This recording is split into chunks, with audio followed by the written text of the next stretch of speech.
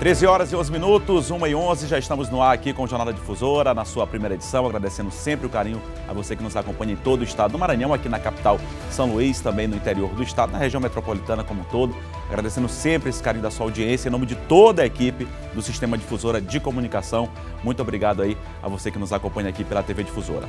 Hoje, Jornal Difusora, na sua primeira edição, sexta-feira, né, acabando a semana aí e prestes, né, aí ao segundo turno das eleições, muitos assuntos serão discutidos hoje aqui no JD1. E entre os destaques de hoje, faltando 2 dias para o segundo turno das eleições, Bolsonaro e Lula se movimentam na disputa dos votos indecisos. Mais de 5 milhões de maranhenses são esperados para a votação no segundo turno das eleições, que já acontece, como eu disse aqui, já no próximo domingo. No segundo turno das eleições, o consumo de bebida alcoólica estará proibido em bares, restaurantes e estabelecimentos similares em todo o Maranhão. E ainda uma entrevista com os deputados federais Aloysio Mendes e Márcio Gerri. O Aloysio Mendes, que inclusive você já olhou aí, já está aqui conosco. Daqui a pouquinho a gente vai entrevistar o deputado Aloysio Mendes do PC, já aqui conosco, Eudil Coutri e também Ciro Mineiro. Jornal da Difusora, primeira edição, que já está no ar.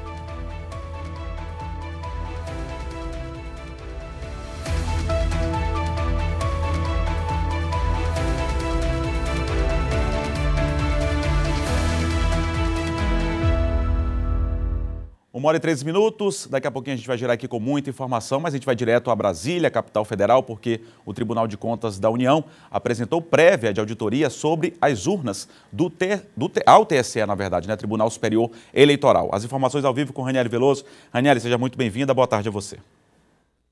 Boa tarde, Eduardo, boa tarde a todos que nos acompanham ao vivo, direto de Brasília. Ontem, o presidente em exercício do Tribunal de Contas da União, Bruno Dantas, foi até o encontro de Alexandre de Moraes, presidente do Tribunal Superior Eleitoral, e ele entregou uma parcial dos dados da auditoria, que só deve terminar em março do ano que vem. Isso porque vai ter também uma segunda etapa neste segundo turno. Mas no primeiro turno, que eles decidiram ali comparar os boletins de urna com as informações da totalização dos votos divulgadas pelo TSE, foram 4.161 urnas em todo o país. E até o momento eles já conseguiram fazer auditoria de 3.600 urnas. Isso significa que 74,5% desse processo já foi finalizado, o andamento já está praticamente concluído e que comprovou que não há fraude nas urnas eletrônicas. Isso porque os dados divulgados pelo TSE batem com os dados dos boletins das urnas eletrônicas. O presidente do TSE, Alexandre de Moraes, afirmou o compromisso de que no segundo turno o processo será o mesmo, de segurança e lisura do processo eleitoral no país. Raniele, a gente segue com você com mais informações, porque as estratégias para o último debate com os candidatos à presidência já foram traçadas ou estão sendo traçadas, não é isso? As estratégias, Eduardo, e também o encerramento de campanha. Hoje, Lula e Bolsonaro esforçam ali concentram, na verdade, todos os esforços nesse debate, porque é um debate muito visado, que vai ter, com certeza, um número alto de pessoas assistindo e apenas, se fosse o caso de um escorregão muito grave, poderia modificar a intenção de voto do brasileiro, que, de acordo com as últimas pesquisas, já tem uma consolidação tanto de Lula quanto de Bolsonaro em 95%. Mas Lula, ele hoje, por exemplo, não teve nenhuma agenda pública, ele está recebendo um treinamento especial de uma especialista em gestos, para que ele consiga não demonstrar, por exemplo, o nervosismo, como ele demonstrou nos outros debates, esfregando muito as mãos, bebendo muita água, pigarreando, até sorrindo do presidente Jair Bolsonaro em alguns momentos, porque isso poderia significar ali deboche ao outro candidato. Então, o Lula está recebendo esse treinamento e também a ajuda de outros aliados durante a sua campanha, como da senadora Simone Tebet, que foi candidata à presidência e está de corpo e alma, vamos dizer assim, nesse segundo turno. Ela também está ajudando o Lula, assim, principalmente na questão da pandemia, porque ela atuou aqui na CPI da pandemia. Ele também deve responder enfaticamente sobre corrupção. É um tema que ele não se saiu bem nos outros debates, mas que dessa vez ele quer responder sobre esses temas e também quer colocar situações que envolvem corrupção. E o presidente Jair Bolsonaro, como o orçamento secreto, como os escândalos de corrupção durante a pandemia possíveis, né, que estão ainda sendo investigados, e também no Ministério da Educação. Já o presidente Jair Bolsonaro, ele se reúne com o filho dele, Carlos Bolsonaro, que é responsável pelas redes sociais e essa campanha digital do presidente, onde ele tem grande força, né? E também Flávio Bolsonaro, que é o coordenador político da campanha. Ele recebe ali as orientações finais e deve focar, sim, na questão da corrupção, porque ele sabe que é o ponto fraco de Lula, mas entende que as pautas econômicas também são prioritárias, assim como Lula também entende isso, e ele deve fazer um aceno tanto a programas como o Auxílio Brasil, reforçando que vai pagar os R$ 600, como também ao eleitorado feminino que ele tem. A gente sabe que ele tem uma certa resistência, mas vem tentando driblar, inclusive com a ajuda da primeira-dama Michele Bolsonaro. E agora, para finalizar, Eduardo, sobre o encerramento das campanhas. Lula deve encerrar a campanha amanhã, às 14 horas, em uma caminhada, mas que vai ser no estilo carnaval, em frente ao MASP, Museu de São Paulo, na Avenida Paulista, a avenida mais movimentada da capital, onde ele está nos últimos dias ali, como uma base fincada, né, na capital, no maior colégio eleitoral do país. Já o presidente Jair Bolsonaro tem a previsão de ter uma motociata, não está fechado ainda 100%, mas foi o que a campanha passou, a previsão de uma motociata no aterro do Flamengo, à tarde também. Portanto, Lula e Bolsonaro nos principais colégios eleitorais do país. Bolsonaro no berço do bolsonarismo. Eduardo. E ele vota no Rio de Janeiro também, não é isso, Ranieri? Obrigado, Ranieri, pelas informações. Bom fim de semana a você. Foi um prazer aqui, mais uma vez, sua participação aqui no Jornal da Difusora, nessa primeira edição. A gente segue aqui com o JD1, 1h18. Agora, nós seguimos, né, aqui no Jornal da Difusora, primeira edição, com os nossos bate-papos diários com deputados eleitos e reeleitos na Assembleia Legislativa, deputados estaduais no caso, também na Câmara Federal com os deputados federais. O nosso convidado de hoje é o deputado federal reeleito, Aloysio Mendes, do PSC. Já está aqui conosco, como você pôde perceber na abertura do jornal. Deputado, seja bem-vindo mais uma vez aqui ao Jornal da Difusora. Muito obrigado pela sua presença. Começar falando sobre a sua reeleição, aí mandato renovado, já se tem traçado aí o que é prioridade aqui para o Estado do Maranhão, pensando no país, claro, mas principalmente aqui no Estado do Maranhão, já que o senhor foi eleito deputado federal aqui pelo Estado. Mais uma vez, seja bem-vindo, muito obrigado. Boa tarde ao senhor.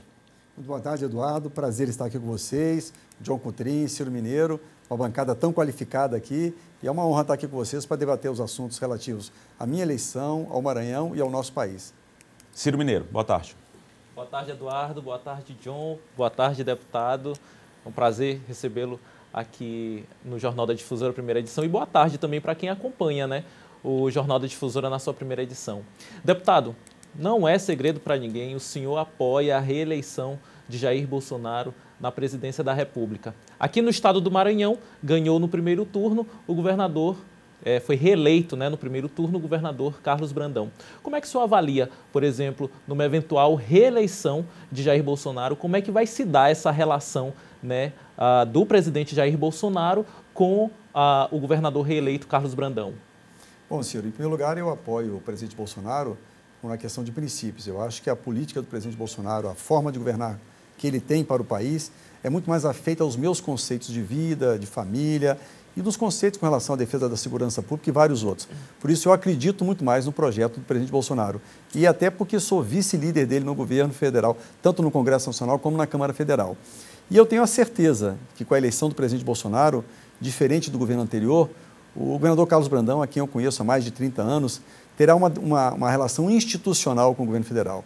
Eu acho que, independente do presidente, independente do governador, é preciso que se entenda que quando um governador ganha uma eleição, quando um presidente ganha a eleição, ele é governador e presidente de todo o país ou de todo o estado. E o governador Brandão tem essa grandeza, eu tenho certeza disso, que independente do resultado das eleições, ele sentará com o presidente eleito, que eu acredito que seja o presidente Bolsonaro, confio nisso, e irá discutir de forma institucional o que é melhor para o nosso estado.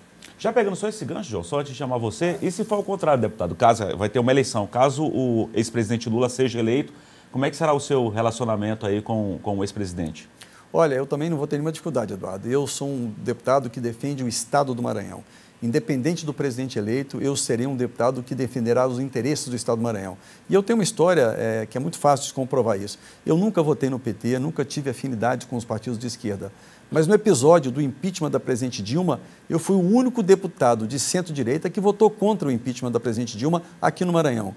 porque eu sei o que é certo e o que não é certo, né? E naquela oportunidade, eu achei que tirar uma presidente legitimamente eleita de um mandato sem uma justificativa razoável e palpável, eu fui contra isso. Por isso, tenho uma grande relação com todos os deputados do PT. Sou bem recepcionado por eles. Eu sou o único membro do governo Bolsonaro na Câmara Federal que tem interlocução com os partidos de esquerda. Então, não terei nenhuma dificuldade, até porque eu acho que, independente do presidente que ganha essas eleições, o deputado federal, o senador, o parlamentar, ele tem que defender os interesses do seu Estado. Então, se for o presidente Lula o eleito, terei toda a oportunidade de debater com ele os interesses do Maranhão. E confio muito na eleição do presidente Bolsonaro, para continuar o grande trabalho que ele tem feito pelo Brasil e pelo Maranhão. João Coutrinho, boa tarde. Boa tarde, Eduardo. Boa tarde a todos. Boa tarde ao deputado. Seja bem-vindo. Bom, eu estou falando ainda sobre a questão de resultado de eleições, né? A gente pode falar também da questão local. O seu partido, o PSC, teve um candidato a governador que foi Laésio Bonfim, né? Afinal, teve uma votação até expressiva. Ele chegou até numa live dizer que os votos não foram do Bolsonaro, não foram dele, né? Os votos que ele conquistou, mas não citou ali outras pessoas como partido, sim, outras. A gente viu também polêmicas durante a campanha, ali série de polêmicas envolvendo Laésio, o partido, a questão de senador. Mas eu queria que o senhor fizesse uma avaliação do resultado da eleição do Laésio, né? Do candidato do seu partido, e o que faltou para ele chegar ao segundo turno, se foi ele assumir mais o bolsonarismo, né? Se ele faltou um pouco mais de base nos programas dele, no discurso dele, o que o senhor acha que faltou para o Laésio chegar no segundo turno?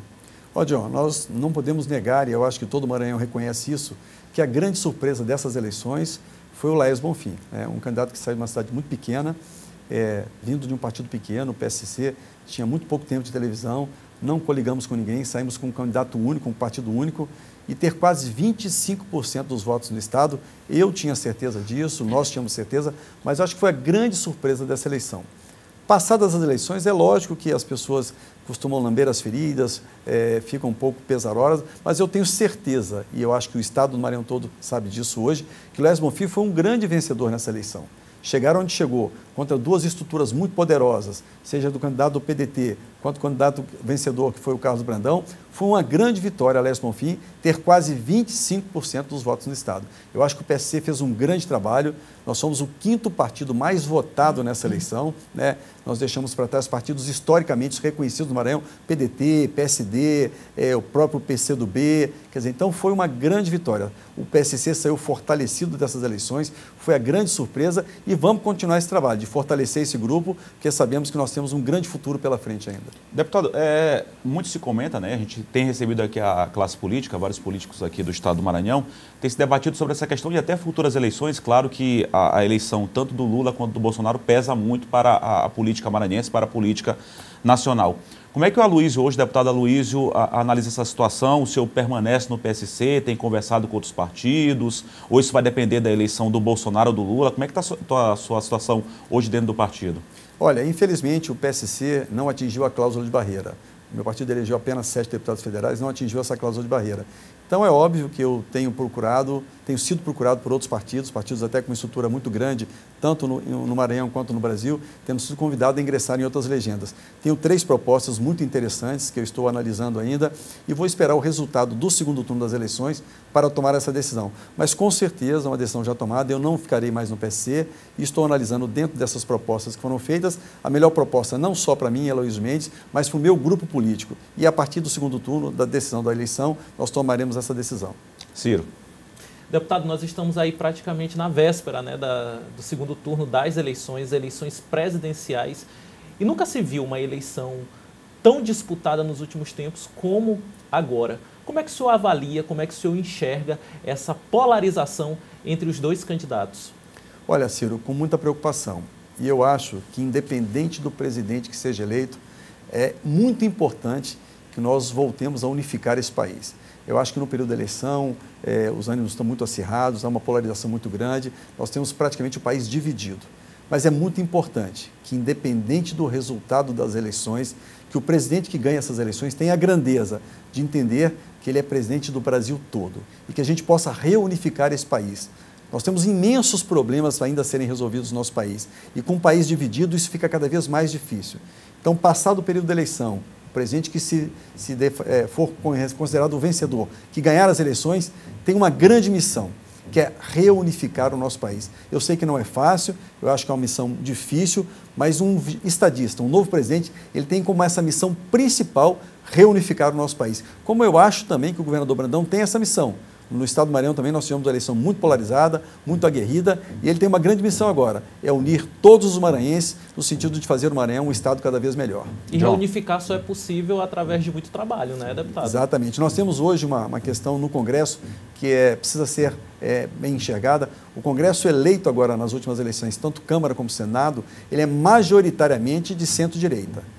Nós temos mais de 66% dos deputados federais eleitos de centro-direita e no Senado mais de 55% dos senadores. Então é muito importante que o presidente que se eleger tenha um bom diálogo com o Congresso e essa reunificação do país é muito importante.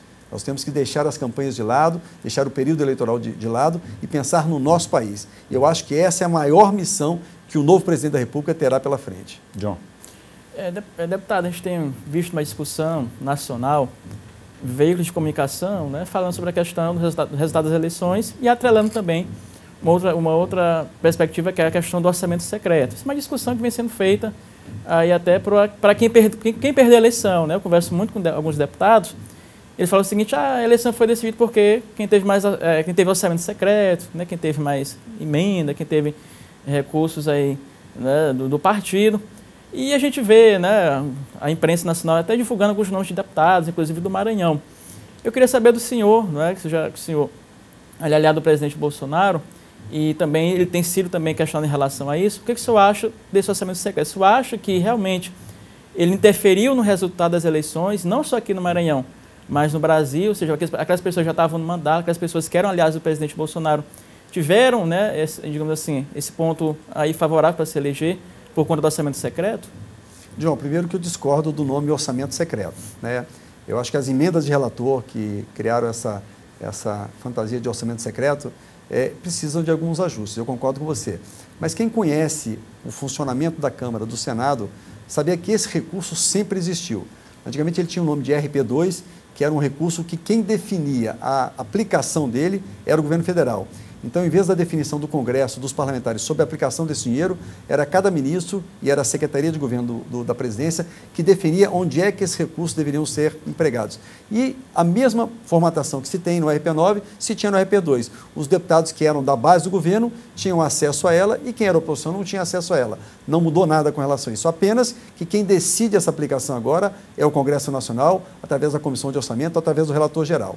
Agora, também discordo dessa questão de que quem teve acesso à emenda de relator teve uma condição melhor de disputa. É óbvio que quando você destina recursos para os municípios, o retorno da população é agradecimento e o agradecimento vem através do voto. Mas nós tivemos muitos parlamentares, a renovação da Câmara foi de 47%. Muitos parlamentares, a grande maioria dos parlamentares que tiveram acesso também às emendas de relator, não se elegeu. Então, não é apenas a destinação dos recursos que faz uma reeleição de um parlamentar. Além do recurso, você tem que ter trabalho, tem que ter confiança e, principalmente, o respeito da população. Nós tivemos aqui no Maranhão muitos parlamentares que tiveram acesso ao orçamento de RP9, que é a emenda de relator, e que não se elegeram. E no Brasil todo aconteceram casos assim. Como tivemos muitos parlamentares de primeiro mandato que não tiveram acesso a esse orçamento e que também se reelegeram. Eu acho que esse é apenas um complemento. É lógico que quando você destina obras para o município que atendem a população, trazem benefícios à população, o retorno vem. Agora, não é só isso. Se você não tiver trabalho, não tiver compromisso e, principalmente, o respeito do eleitor, não é o orçamento que vai fazer você ser reeleito. Deputado, a gente vê... Uma questão, Eduardo, porque sim, pode é importante também, né, deputado, a questão não só de destinar emenda, mas fiscalizar também, né, porque a gente tem visto aí várias denúncias, né, de municípios no Brasil, né, que... Inclusive aqui no Maranhão, né? Inclusive no Maranhão também, que receberam esses recursos e aí uma investigação aí, né, de número de consultas a mais, essas coisas todas. É importante também fiscalizar isso. Não sei se você concorda. Fala, inclusive, a aplicação por parte dos prefeitos, né? Parte dos prefeitos. Parte dos prefeitos, né? O que você disseram é importantíssimo. Eu tenho como máxima na minha atuação parlamentar, e eu tive 50 mil votos na minha primeira eleição, tive 106 na segunda e tive mais de 126 mil votos agora. Porque eu tenho essa prática. Primeiro, ser um parlamentar muito presente nos municípios. Não só com a presença física, mas principalmente na cobrança da aplicação dos recursos que eu destino. Então, eu tenho essa prática desde o meu primeiro mandato. E o resultado tem aparecido, né? E uma coisa muito importante de se dizer, eu sempre fui, nesses 2 mandatos e nesse terceiro mandato, um deputado de oposição ao governo do Estado. né, que teoricamente torna uma eleição mais difícil. Mas a minha presença, o meu trabalho, principalmente na atuação parlamentar, destinando recursos para os municípios e cobrando efetivamente a aplicação desses recursos, que eu acho que deram esse resultado das minhas eleições. Então, não é só destinar, não é só levar os recursos, mas como disse o John, fiscalizar a aplicação também é muito importante, porque quando o retorno vem, é quando o cidadão vê que aquele recurso destinado, ele se transformou num benefício à população. Deputado, a gente está encerrando a entrevista, mas eu queria que o senhor falasse, está se falando muito sobre essa questão da votação do Nordeste, e a segunda região é o segundo maior colégio eleitoral, que é a região Nordeste. Eu acho assim, que a gente tem uma dívida muito grande, os presidentes, aí eu falo também o Jair Bolsonaro, atual presidente, o ex-presidente Lula, e os outros presidentes com a região Nordeste. Não sei se o senhor concorda comigo, mas enfim, a gente percebe que é uma região, assim como a Norte, que está bem atrás das outras regiões, como Centro-Oeste, Sul e Sudeste, então, e a gente inclusive vê um preconceito por parte dessas outras regiões com os moradores nordestinos e da região Norte. O senhor acha que enfim, a Câmara, o Senado, o próprio presidente da República, falo do Jair Bolsonaro, falo do ex-presidente Lula, falo de outros presidentes que passaram por eles, têm de fato essa dívida histórica com a região Nordeste? Eu acho que o Brasil tem uma dívida com a região Nordeste. E eu acho que a gente não pode reputar isso ao presidente Bolsonaro, que está apenas 4 anos como presidente.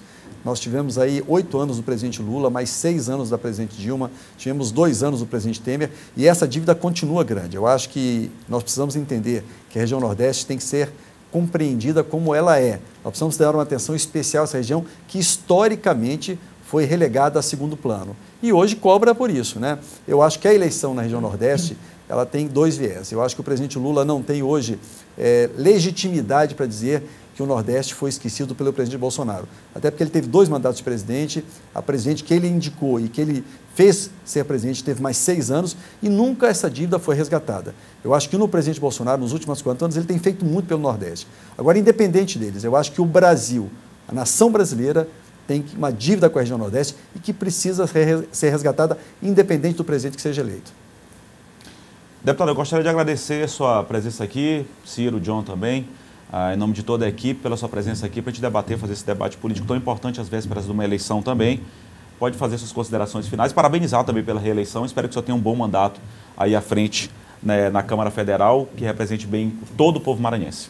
Eu que agradeço a você, Eduardo, ao Ciro e ao John por ter a oportunidade de estar aqui, como eu disse, nessa bancada tão qualificada. E eu faço aqui um apelo aos maranhenses e aos brasileiros. Nós temos no dia 30 agora uma data muito importante para o Brasil, onde nós vamos escolher o presidente do nosso país que irá conduzir essa nação pelos próximos 4 anos. E é muito importante que, independente do resultado, que todos os brasileiros voltem a se unir num objetivo único, que é melhorar a vida do brasileiro. Eu acho que essa é a grande missão, é o grande desafio do próximo presidente. E que nós, todos nós, que independente do lado que estamos hoje na eleição, passada a eleição, voltamos a nos unir. Nós temos hoje famílias divididas, nós temos amigos divididos por causa da questão eleitoral. Passado o processo eleitoral, vamos esquecer a eleição e vamos focar num Brasil melhor para todos os brasileiros. Obrigado, deputado Aloysio Mendes. E a gente continua aqui no Jornal da Difusora na sua primeira edição. A seguir, a gente recebe para um bate-papo outro deputado reeleito, Márcio Gerri, do PCdoB. A gente volta já.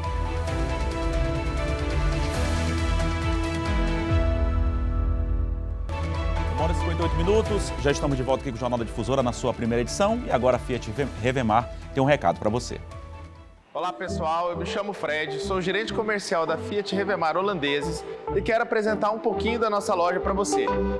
Aqui na Revemar, você dispõe de uma equipe especializada capaz de realizar o seu sonho de adquirir seu Fiat 0 km.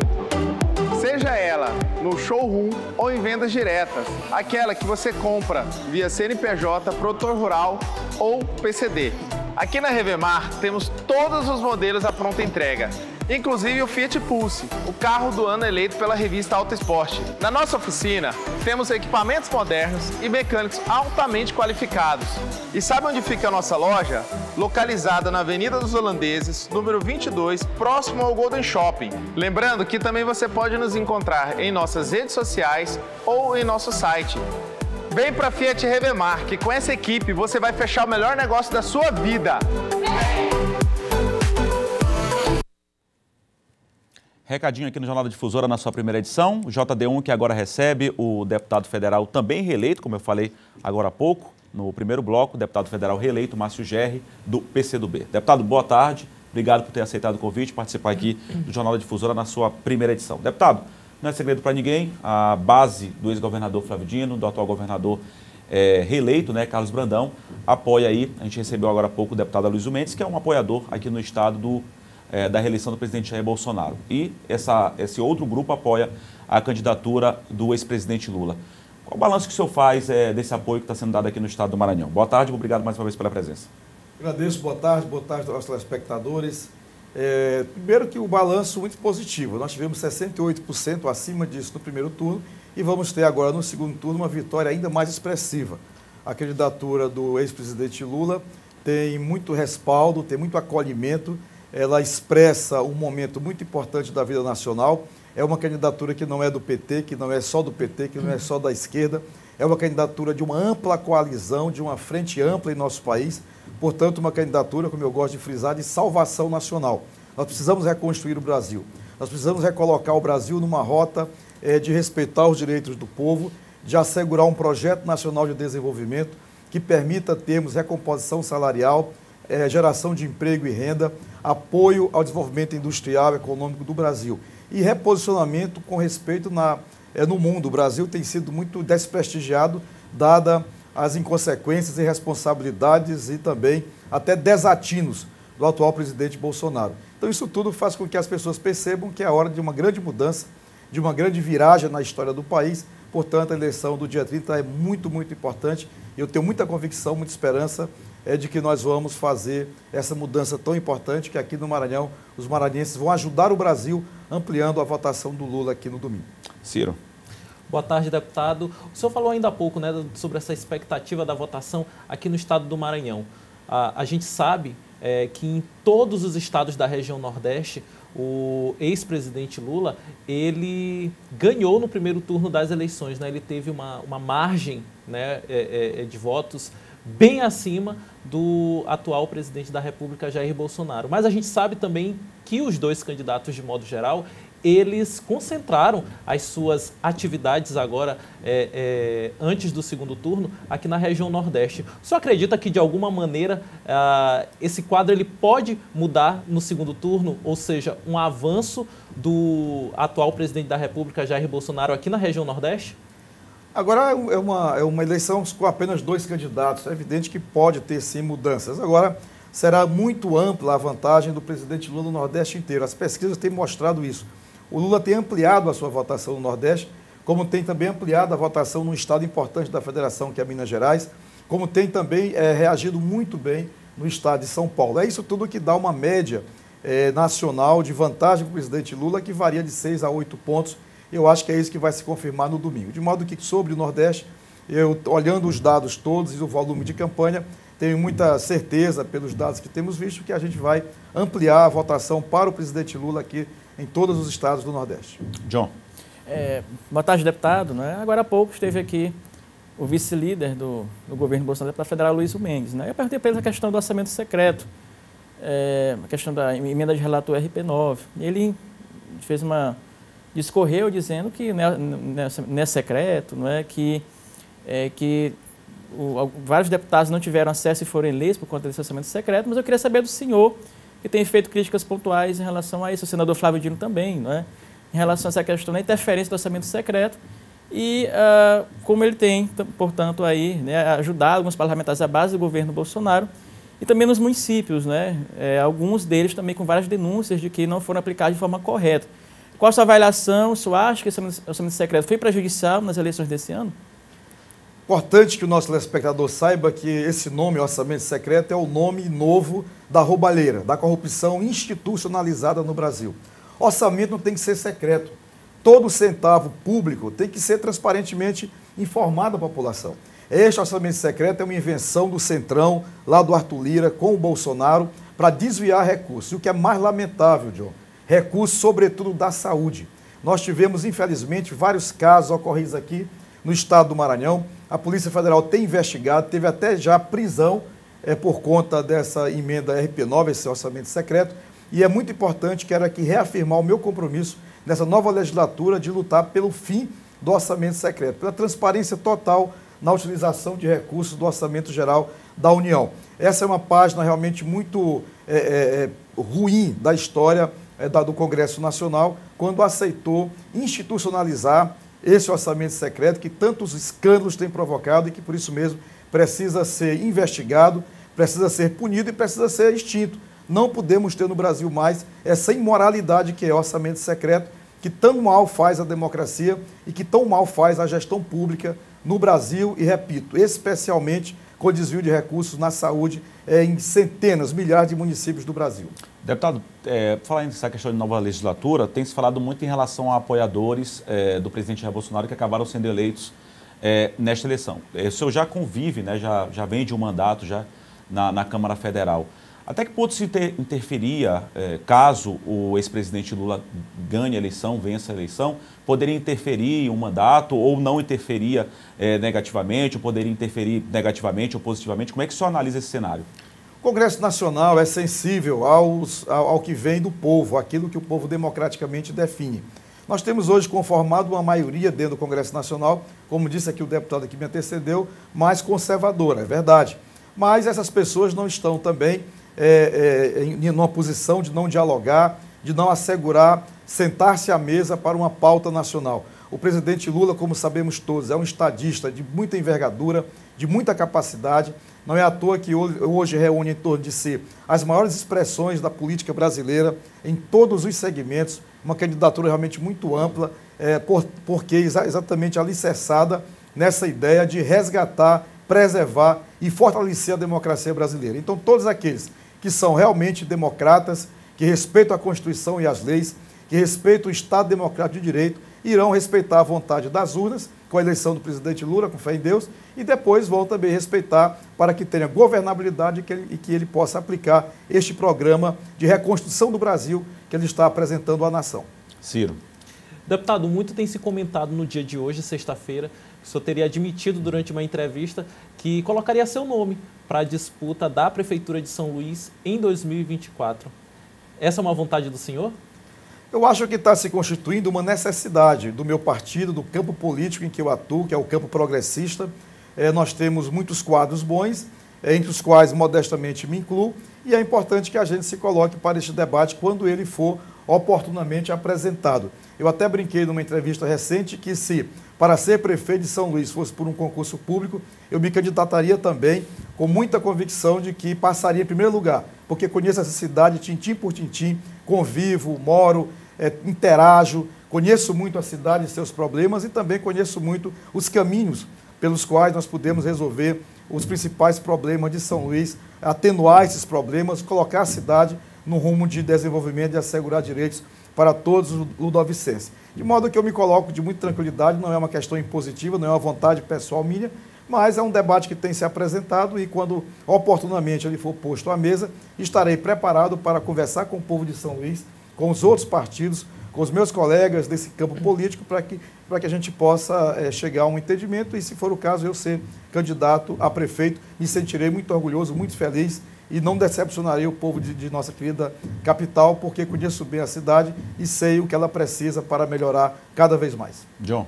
A gente sabe, deputado, que ainda é um debate, né, bem precoce, né, cedo, né, para falar sobre candidatura a prefeito, mas o Carlos Lula esteve aqui no programa, né, a gente também questionou ele, arguiu sobre essa questão de sucessão municipal, e ele disse o seguinte, olha, o grupo do governador vai decidir um único nome, não é? Nosso grupo vai ter um único nome para disputar a Prefeitura de São Luís. E não se fala de nome, se fala de projeto, foram as palavras do Carlos Lula. A gente pega um retrovisor e vê que na eleição passada, municipal, vários candidatos do grupo do governador se colocaram, né? O Rubem Júnior, Duarte, entre outros. O que o senhor vê daqui para frente? O senhor acha que é necessário ter apenas uma candidatura única de consenso do grupo do governador Flávio Dino e do Carlos Brandão? Oportunamente, repito, acho que o nosso senador eleito Flávio Dino, o governador Carlos Brandão, vão se sentar com a sua base político-partidária, com sua base social para este debate.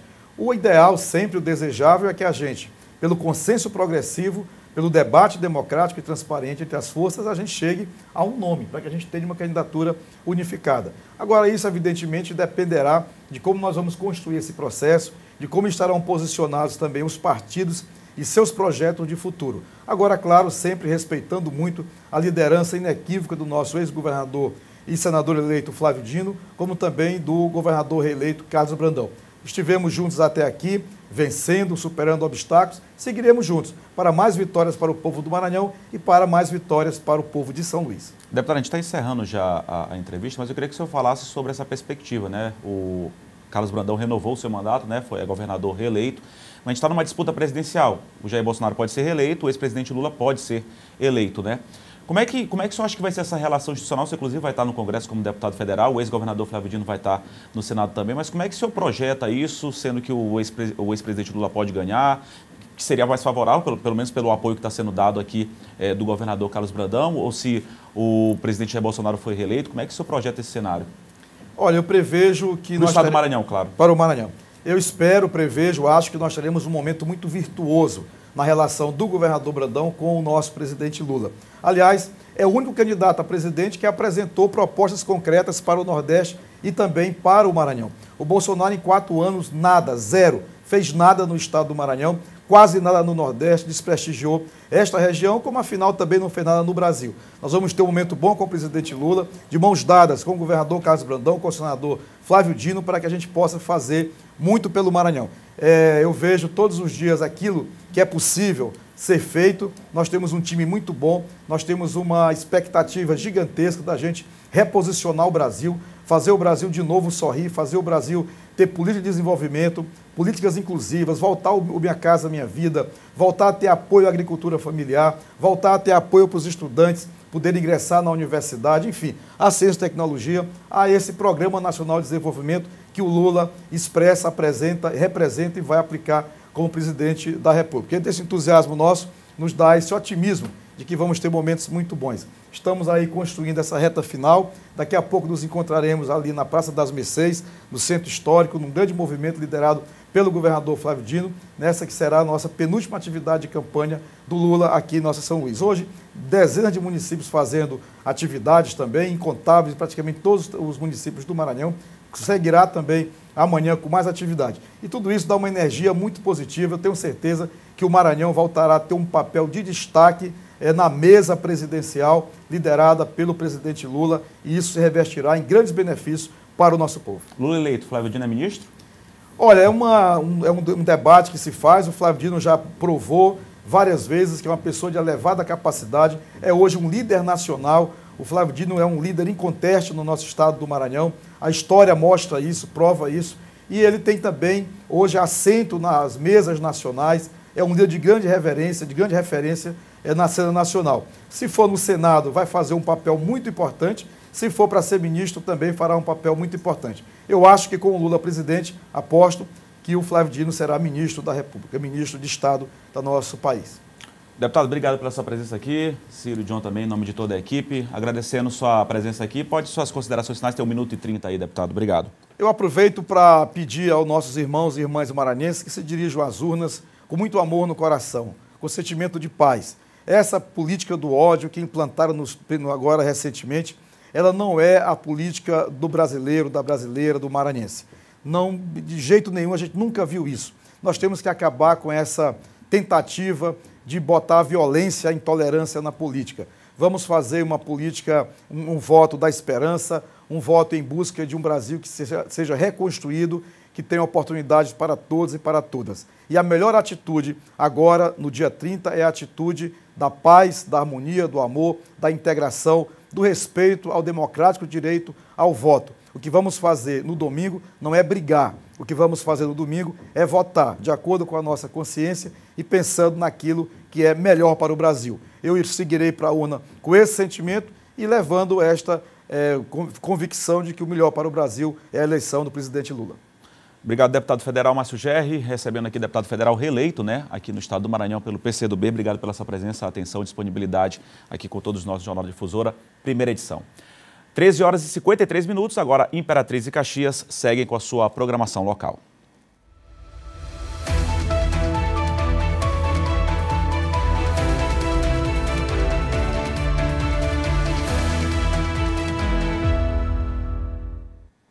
Jéssica Lima chega agora com os destaques dos municípios em foco.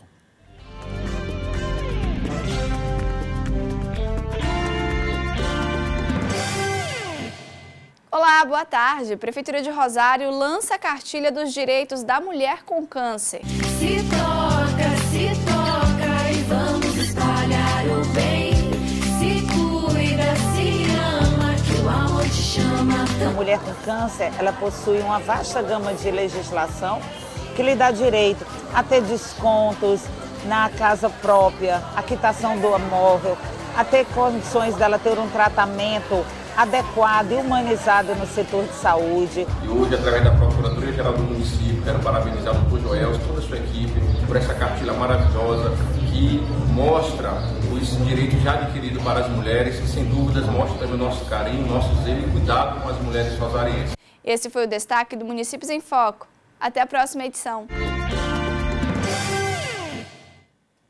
Valeu, Jéssica, 1h55. Agora, outro recado importante para você: está sem plano de saúde ou não aguenta mais planos caríssimos? Não quer depender do SUS? Eu tenho um recado importante para você. Você vai adorar conhecer a Doutor Home BR, precinho que cabe no seu bolso de verdade. Um sistema inovador que resolve seus problemas, somando medicina com tecnologia. Consultas ilimitadas, uma equipe preparada com médicos e ambulâncias para qualquer urgência e emergência. Telemedicina, fale com o médico sempre que precisar e ainda tem mais. Um exclusivo clube de desconto. Descontos de até 80% dos melhores hospitais, medicamentos e muito mais. Quer saber mais? Aponte a câmera do seu celular agora mesmo para o QR Code que está aparecendo aqui na tela, que vamos te direcionar para mais informações. Olha, mas não esquece de trazer junto sua família, principalmente nossos idosos. Conta para eles a novidade. Baixe nosso aplicativo, Doutor Home BR, é a saúde que cabe no seu bolso, bem na palma da sua mão. Doutor Home BR, saúde que cabe no seu bolso. A gente vai para um rápido intervalo agora, 1h56. Continua conosco, daqui a pouco a gente volta, eu, John Coutrin e Ciro Mineiro. A gente continua falando de votação, claro, neste domingo tem o segundo turno das eleições, já se aproximam, né? A gente, claro, vai debater as eleições de 2022, é depois de amanhã, não é isso? Hoje, sexta-feira, no domingo a gente volta já com esse e outros assuntos.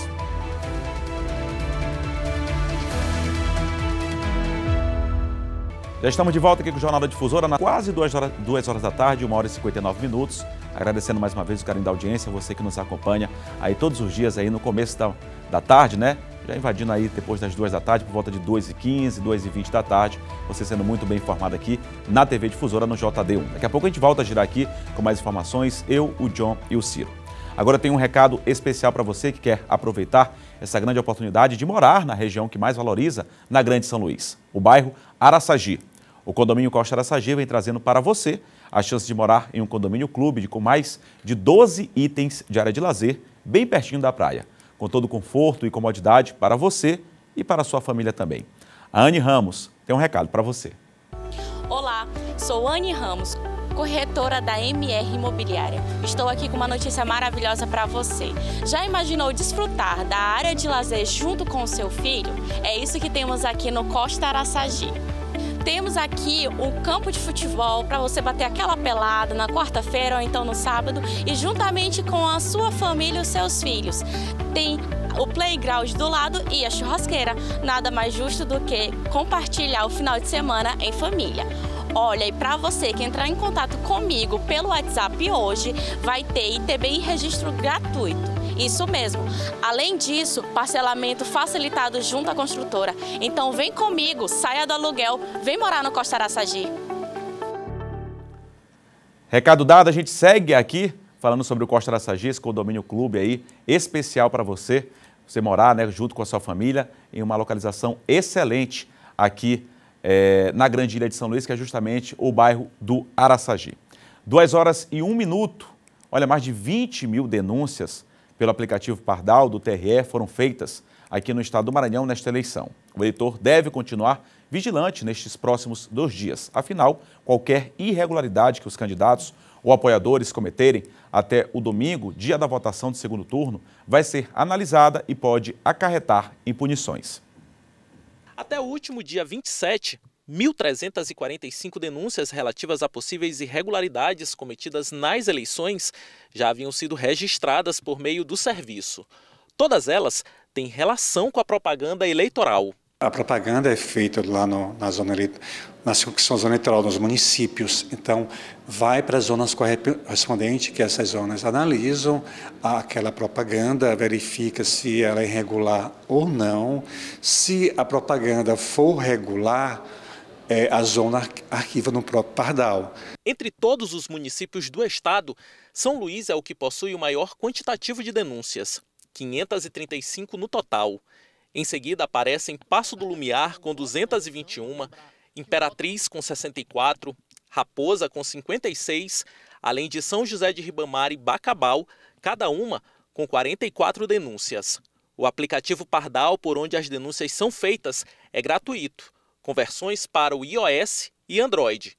Nele é possível fazer o acompanhamento das denúncias, acessar estatísticas de abrangência nacional e estadual, além de obter orientações sobre o que é e o que não é permitido durante a campanha eleitoral.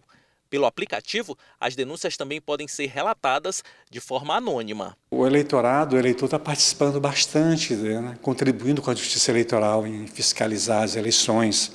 É importante porque o eleitor contribui e traz para a Justiça Eleitoral aquelas irregularidades que nós não teríamos, às vezes, conhecimento, porque é muito distante da sede da zona eleitoral, mas o eleitor encaminha aquela denúncia, a Justiça toma conhecimento e toma as providências necessárias. Daqui a pouquinho a gente traz mais informações das eleições 2022, porque eu tenho um recado super importante, super especial para você. Vem aí a primeira edição do Circuito Difusora Mountain Bike Urbano. É hora de superar os desafios, mostrar que você é capaz aí de superar esses desafios e ainda concorrer a uma bicicleta entre os primeiros colocados. Fique atento que as inscrições já estão abertas e as vagas são limitadas. Se inscreva pelo site centraldacorrida.com.br. Dia 8 de dezembro, às 7 da manhã, a gente te espera. O Circuito Difusora Mountain Bike Urbano é um oferecimento Topa Tudo, móveis usados, Grupo Saga e Star 1. Mais uma promoção da TV Difusora, do Sistema Difusora de Comunicação, imperdível para você. E o Tribunal Regional Eleitoral no Maranhão analisa se houve fraude na composição de chapas. Eu aciono agora John Coutrin. Eduardo, o desembargador, né, corregedor eleitoral do Maranhão, desembargador José Luiz Almeida, já informou aí que o juiz que fará a instrução probatória dessas ações já foi designado. O que acontece? É que alguns partidos, né, estão questionando União Brasil e o PSC, estão questionando esses dois partidos, por conta do descumprimento ali da cota de gênero, da cota feminina, ou seja, as chapas hoje, de acordo com a lei, tem que ter no mínimo 30% de mulheres, candidaturas femininas, não é? O que acontece no caso desses dois partidos? União Brasil, uma candidata, ela teve problemas de filiação, já faltando poucos dias das eleições, teve que desistir.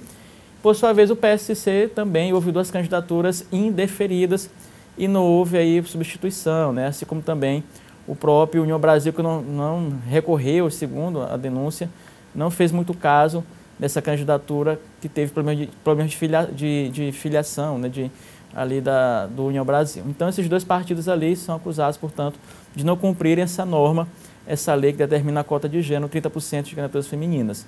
E aí, esse caso foi parar no TRE, Eduardo, né, a gente até lembrou aqui, até colocou, foi o Inácio, né, acionou o PSDB, o Inácio entrou também ali para questionar essa questão, e o desembargador José Luiz Almeida afirma, portanto, né, que já tem um juiz que fará a instrução probatória dessas ações, que inclusive já foi designado. Então está sendo analisado, é isso, João? Exatamente, analisado.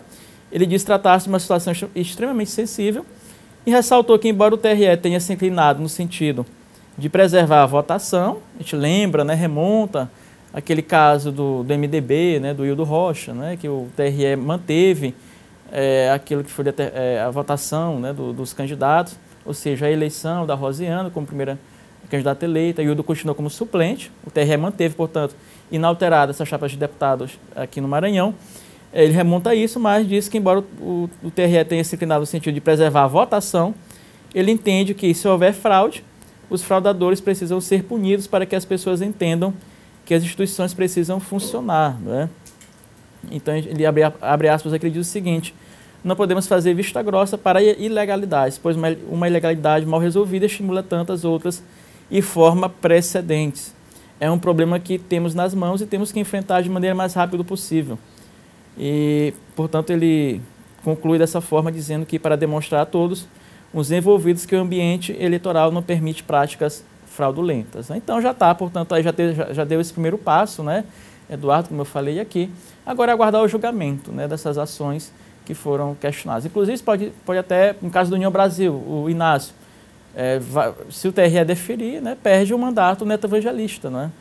Envolveria no caso do União Brasil, o Neto Evangelista foi um que se elegeu, né? Aqui no Maranhão foi o Neto Evangelista do União Brasil. Teve, inclusive, a gente já comentou, uma votação muito ruim do partido, né? O Neto foi muito bem votado, porque talvez nem entraria. Teve muitos votos. E a questão do PSC é o Fernando Braide e o Wellington do Curso, né? Também, que foram esses dois exatamente. Que foram eleitos pelo PSC. Então... Agora, a gente já havia comentado, né, John, e Ciro, sobre essa questão que, claro, a Justiça Eleitoral tem que apurar, investigar. A gente já havia comentado que todos têm direito de entrar na Justiça caso identifique alguma irregularidade, e aí cabe à Justiça apurar qualquer situação. Mas a Justiça Eleitoral, ela tem uma tendência, óbvio que isso aí não é regra, mas ela tem uma tendência a respeitar, né, aquilo que é decidido pelo eleitor, a decisão das urnas, a decisão do voto. É claro que há uma tendência a irregularidades no meio desses processos, obviamente, cabe à Justiça, a partir do momento que é provocada, investigar.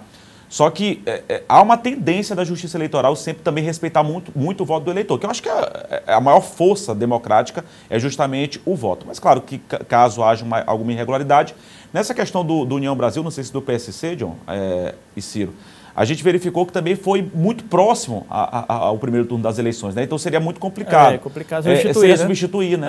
Em cima da hora, né? Os partidos podem até alegar isso, né? Porque no caso do União Brasil já foi perto da eleição, realmente, não é? Uma candidata lá, ela até anunciou nas redes sociais que não era mais candidata, ela fazia a campanha. Não existe mais nem tempo hábil dentro da legislação eleitoral, né? Porque no caso, por exemplo, no União Brasil eu acompanhei. A candidata realmente fazia a campanha, eu observava as redes sociais dela. Aí já pertinho, né, acho que na última semana, ela publicou um vídeo já, inclusive, ali triste, né, dizendo que não poderia porque teve problema de filiação partidária, né. Já no caso do PSC, eu não sei quem são essas candidatas, né, na verdade, que foram indeferidas, como alegam, né. Mas o partido pode dizer que não teve tempo hábil, né, já foi muito próximo da eleição, não teve tempo hábil de substituir. Essa deve ser o ponto principal da defesa dos dois partidos, né? Mas a gente pode também, é importante lembrar que já houve chapas de vereadores caçadas, né? Derrubadas pelo TRE recentemente, Caxias, por exemplo, Miranda do Norte, porque os vereadores não cumpriram na época, os partidos não cumpriram, na verdade, os partidos não cumpriram essa lei, né, de colocar a cota de gênero, né, a cota feminina. Derrubado, depois voltou atrás, né? Recorreram, né? Estão recorrendo ainda. Estão recorrendo, mas a justiça está, assim, pelo que observar, essa questão de cota de gênero, a justiça está sendo bem rígida mesmo, viu? Está sendo bem, se comprovado, não tem o que se fazer, isso aí é fato. Ciro, só em relação a uma opinião tua a respeito deste assunto, essa questão das cotas, eu acho que é importante, né, em termos de representatividade, ter para mulheres, ter em relação a essa questão da cor. Eu acho que isso quem ganha também é a representatividade. Está discutindo eu e o John aqui, por exemplo, essa questão da cota para mulheres. Mas eu acho que é uma forma de estimular também os partidos, é uma forma das mulheres entrar na política, é uma forma de trazer mais representatividade para a política, que é tão importante, né? Para que, não só pelo sexo, mas pela cor e pelas comunidades originais, por exemplo, indígenas, quilombolas, possam participar mais desse processo eleitoral. Acho que é fundamental em termos até de representatividade, não só aqui para o Maranhão, mas para todo o Brasil, não é isso? Com certeza, Eduardo. Na verdade, é uma forma de que toda a sociedade, de modo geral, ela possa participar da política, né? A gente sempre observa muitas pessoas, inclusive nas nossas rodas de conversas, dizerem que não gostam de falar sobre política, que não gostam de discutir sobre política, como se política estivesse longe, né, da nossa sociedade. E todas as decisões, tudo que acontece na nossa vida a política, tem a influência da política. Então, de modo geral, isso é uma forma de que toda a sociedade, né, todos os segmentos da sociedade possam participar da política brasileira. Essa questão de roda de conversa, até comento com alguns amigos, justamente nessas rodas de conversa, falam assim, Eduardo, não depende de política. A tua rua não está, às vezes a rua não está asfaltada, eu digo, olha, tua rua não está asfaltada porque Você depende da política, não está assaltado justamente por conta disso. Ah, assaltaram alguém que eu conheço. Olha, assaltaram porque depende da política. A segurança pública não é responsabilidade minha, não é responsabilidade tua, é responsabilidade da política. Enfim, transporte público, moradia, infraestrutura, segurança, educação, saúde, depende da política. Então, todos nós temos que debater política e estamos inseridos nesse meio. A gente não deve falar que a gente não está inserido na política. Nossa vida, né, Eduardo? Justamente, você querendo, você pode até não gostar da política, mas dizer que a política, você não está inserido no meio político, no contexto político, é errado porque você está inserido sim. A gente segue com o Jornal da Difusora na sua primeira edição, porque mais de 5 milhões de maranhenses são esperados para a votação no segundo turno das eleições. Vamos torcer para não ter muita abstenção, né? 5 milhões, mais de 5 milhões, pelo menos esse é o número aí que está sendo esperado para votar já no próximo domingo. O número significa um crescimento na ordem de quase 300 mil novos eleitores, se comparado, por exemplo, às eleições de 2020. Segundo o TRE no Maranhão, são 5.042.999 eleitores aptos a votar, um aumento de 11,14% em relação às últimas eleições gerais de 2018.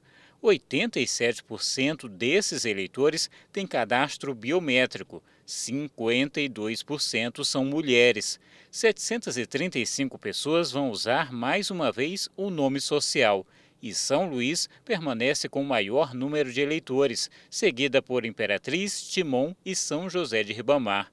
Esse aumento do eleitorado surpreendeu o TRE, que teve que fazer adaptações já no primeiro turno. Trouxe para a gente muito trabalho para o planejamento, até com relação às urnas, né? Até para dividir esse eleitorado por seção, tivemos dificuldade de acomodar e, por conta da falta de urnas, tivemos que colocar sessões com 450 eleitores para atender a demanda do aumento. Também, segundo o TRE, mais de 30.200 eleitores no estado declararam ter algum tipo de deficiência.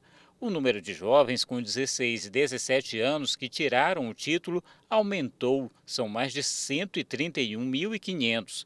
Para atender a essa demanda, são mais de 19.485 sessões eleitorais e mais de 5.800 locais de votação. Mas a expectativa é de que o segundo turno seja de votação bem mais tranquila. Por parte dos jovens, né, teve uma divulgação muito grande, até por parte dos candidatos, né, que divulgaram, incentivaram o alistamento e a facilidade do autoatendimento pela internet. O eleitor procurou o atendimento e conseguiu realizar. Que o eleitor faça sua escolha, né, e vá lá votar nesse grande ato democrático. Vamos falar de lei seca agora. No segundo turno das eleições, o consumo de bebidas alcoólicas estará proibido em bares, restaurantes e estabelecimentos similares em todo o Maranhão.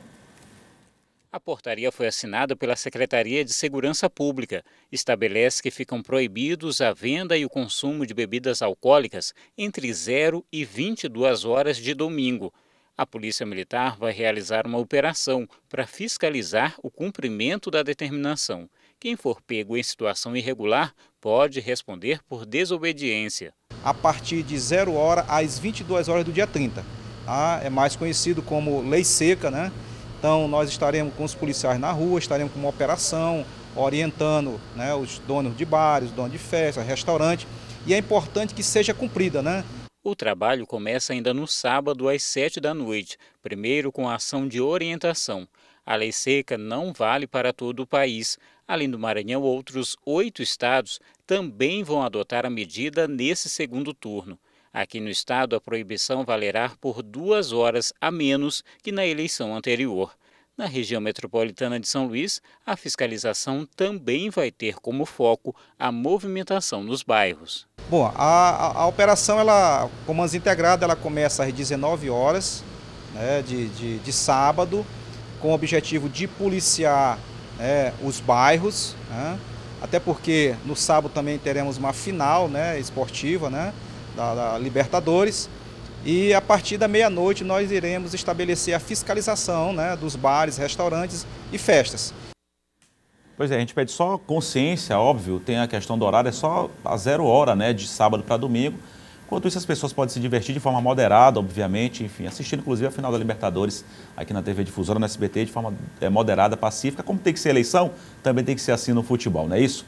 2 horas e 16 minutos. Só para a gente encerrar, John Coutinho, o Ministério Público Federal pediu a condenação de um deputado aqui do Maranhão? É a ação contra o deputado eleito Eric Costa. Eric Costa é ex-prefeito de Barra do Corda, né? Tem uma ação do MPF contra ele por conta ali de um recurso do FNDE, que é um recurso federal, para enquanto ele prefeito de Barra do Corda, enquanto ele foi prefeito de Barra do Corda, ele não teria aplicado de forma correta R$500 mil, não é?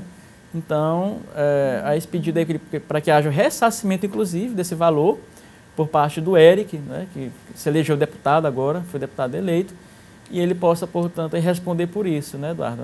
Então, tem que devolver o dinheiro. Há outras, inclusive, ações contra o próprio Eric, né? Enquanto ele foi prefeito, há muitas ações, inclusive de improbidade, irregularidades contra ele. E ele já até, em relação a este caso, ele já se manifestou, né, espera ser notificado, mas que vai comprovar que fez a aplicação correta desse recurso federal, né? Então, ele disse que vai, nas instâncias, no devido momento, vai comprovar que não há nenhum tipo de irregularidade, que ele fez sim a aplicação desse recurso de R$500 mil para a construção de uma quadra lá em Barra do Corda, né? Então, o deputado Eric Costa, esse prefeito, disse que não tem nada a temer em relação a este caso, né? Mas a procuradora Carolina On, né, fez essa denúncia embasada em vários documentos, inclusive com embasamento de que não houve aplicação ali devida desses recursos em relação a essa quadra. O Eric assume agora, né, em fevereiro, é deputado de primeiro mandato, né, ex-prefeito de Barra do Corda por 2 mandatos, e aí teve uma votação muito boa, não só em Barra do Corda, como em Tuntum, naquela região toda, né? Teve o apoio do prefeito Fernando Pessoa, de Tuntum, e foi um deputado bem votado, né? Então, ele vai ser deputado, mas vai continuar respondendo em relação a essas denúncias. Não é novo na política, mas será novato na Assembleia Legislativa, ex-prefeito de uma cidade importante, Barra do Corda, inclusive. Com certeza, né? Acho que tem 2 representantes, se não me engano, a Abigail e o Eric, não é? Sim. A Abigail, que é a esposa do atual prefeito lá de Barra do Corda, e o Eric, que é o ex-prefeito. Obrigado, João Coutri, Ciro Mineiro, a todos. Uma ótima sexta-feira, um bom fim de semana, um bom voto no domingo. E a gente vai ter programação especial aqui a partir das 5 da tarde, programa especial na cobertura aqui, no nosso caso só para presidente da República, tá ok? Muito obrigado a todos. Bom voto, pessoal. Vote com consciência. Bom voto a todos, bom fim de semana. A gente se vê na segunda-feira.